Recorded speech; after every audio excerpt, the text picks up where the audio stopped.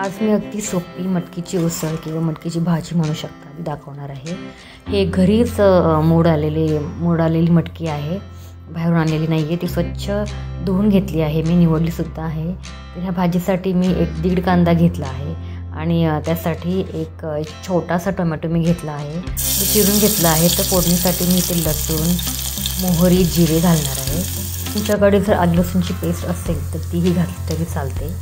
लसूण थोडासा लाल झाला की मी कांदा आणि टोमॅटो एकत्रच घालणार आहे। मी शक्यतो एकत्रच घालते कारण मला ते सोपं पडतं। आधी कांदा परतून घ्यायचा आणि मग टोमॅटो घालायचा, त्यात खूप वेळ जातो, त्यामुळे मी एकत्रच परतून घेते। त्यानंतर मी हळद घातली आहे आणि हे मसाला पूर्ण परतून झाला की मी घरचा मसाला घालणार आहे। 3 चमचे मसाला मी घातला आहे कारण ही भाजी जरा तिखट छान लागते। मी चांगलं परतून घेणार आहे। तो परतून झाला की त्यात मी गोडा मसाला घातला आहे आणि खूप छान चव येते।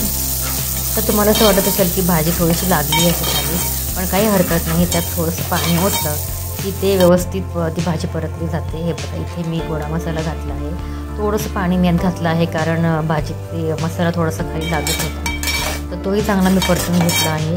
आता हा परतून झाला की मी ह्यात मोड आलेली मटकी घालणार आहे, तीसुद्धा मी चांगली व्यवस्थित परतून घेणार आहे। परतून झाले की मी त्यात शेंगदाण्याचं कूट घालणार आहे। शेंगदाण्याचं कूट मी बऱ्याच भाज्यांमध्ये घालते कारण त्याने काय होतं, भाजीला थोडंसं घट्टपणा येतो, म्हणजे पाणी वेगळं आणि भाजी वेगळी राहत नाही, एकदम कन्सिस्टन्सी येते भाजीला।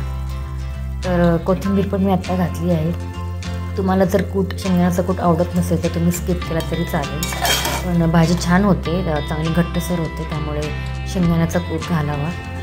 ते मी 2-3 चमचे शेंगदाण्याचा कूट घातला आहे आणि सगळ्यात शेवटी मी मीठ घालणार आहे कारण शेंगदाण्याचा कूट घातला की मीठसुद्धा थोडंसं कमी पडू शकतं, म्हणून कूट घातल्यानंतर मीठ मी घालणार आहे। ते बघा घातलं आहे मी।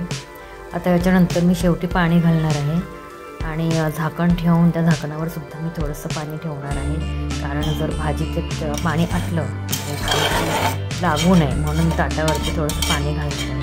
आणि जर शक्य झालं लागलंच मला तर थोडंसं तेच पाणी मी त्या भाजीमध्ये ओतणार आहे। खूपच सोपी रेसिपी आहे ही, अगदी वेळ लागत नाही याला। जर तुम्ही खूप गडबडीत असाल तर ही सेम भाजी तुम्ही कुकरमध्ये सुद्धा करू शकता, फक्त एकच शिट्टी घ्यायची, नाहीतर मटकी खूप शिजून जाते। तर ही रेसिपी नक्की ट्राय करा आणि तुम्हाला जर आवडली असेल तर व्हिडिओ लाईक करा, शेअर करा आणि चॅनलला सबस्क्राईब करा। थँक्यू।